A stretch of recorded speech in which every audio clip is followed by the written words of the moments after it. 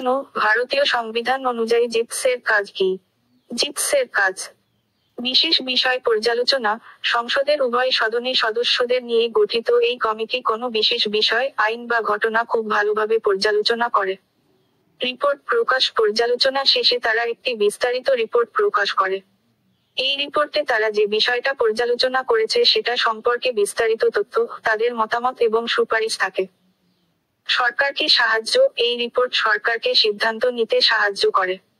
জনগণকে জানানো: এই রিপোর্টের মাধ্যমে সাধারণ মানুষও সেই বিষয়টা সম্পর্কে ভালোভাবে জানতে পারে।